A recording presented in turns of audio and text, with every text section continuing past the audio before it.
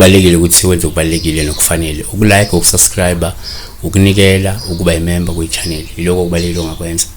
okungafanele ukwenze lokho ukungifonela ebusuku ukungifonela ekseni ngovivi ngivuse uwe ukungi-SMSela ngithumela SMS noma ukungithumela uWhatsApp don't do that don't ungalinge ungithumela uWhatsApp ungalinge ngifakele SMS ungalinge futhi ungifonela ungibuze ngubani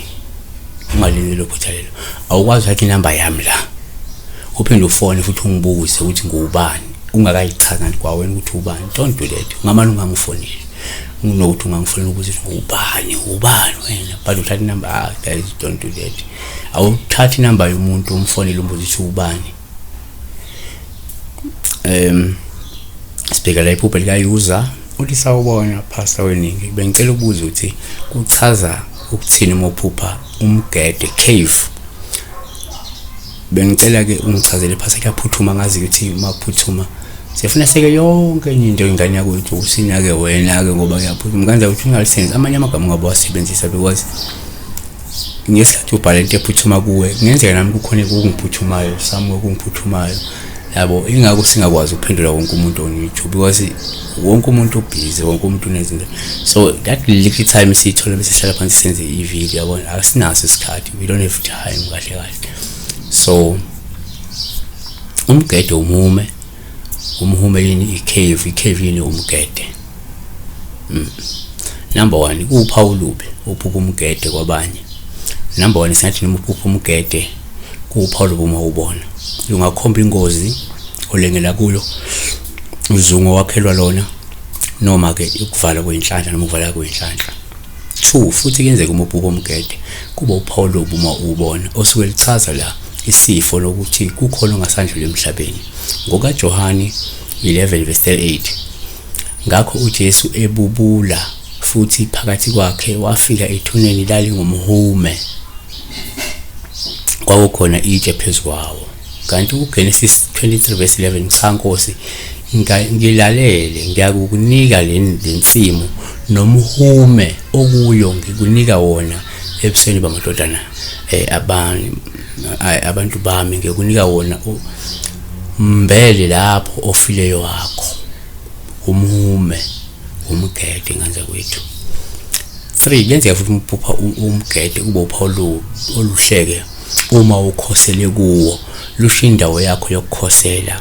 lisho umuntu owumnakekeli lisho umuntu owumsizi lisho umuntu owumvikeli lisho umuntu owumpheme wakho wokuphephela noma lisho umpheme wokuphephela onguNkulunkulu ke Genesis 19:11 empeleni uLotu wakhuphuka eSawori wahlala entabeni kanye namadodakazi akhe omabili ngoba ke wesaba ukuhlala eSawori wahlala ke emhumeni namadodakazi akhe amabili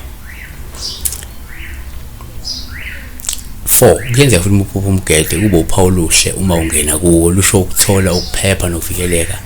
nokuthembela ke kuNkulunkulu uJoshua 10:16 lawo ke makhosi umashano abaleka aqasha emhumeni wasemakheda 5 futhi kuyenzeka uma uphupha umgede kuba uPawuluhle uma ungena kuwo olungabe lisho ukuhlengeka nokusinda esitheni sakho amakhosi okuqala chapter 18:4 ngokuba kwathi lapho uIzebele ebulala abaprofeti bakaJehova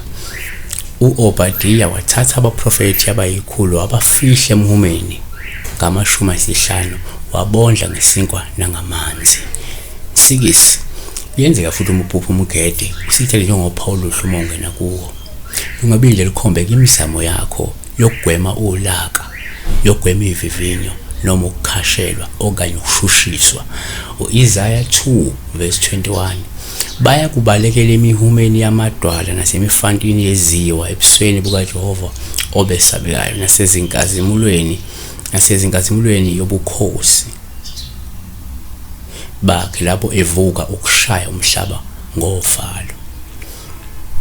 7 kuyenzeka futhi umphupha umgede kuba uPawuluhle uma uphuma kuwo ungenze kuzibona uyaphuma emgedeni noma emhumeni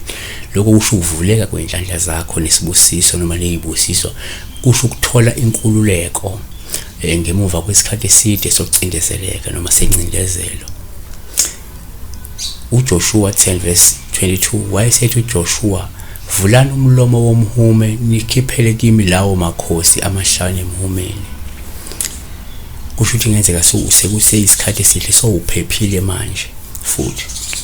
Kusho ukuthi sekuphepha sekuright, ubungozi sebuphelile.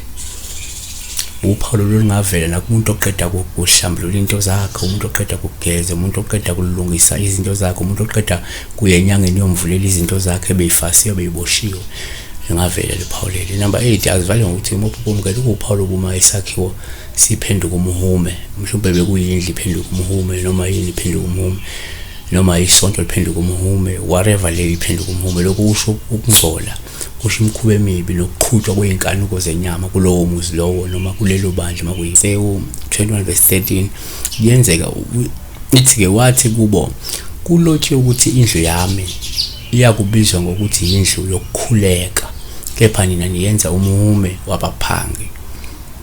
Futhi la bephila khona ngokwentando yabo, la bephila khona ngokwezinkanuko zenyama yabo. So nawe uma uyibona le ndlu isiphenduka kuba umhume, yesi komunye kusengasho ukufa okungehla, kodwa kusengasho ukungcola nemikhuba emimbi eseyenzeka lapho lo ndawo. Siyabonga kakhulu besibeka umhume, sikuvezela ukuthi ungasho isifo, ungasho ukuvaleka, ungasho ukuphepha, ungasho ukuvikeleka, njalo njalo. Siyabonga kakhulu. Be blessed.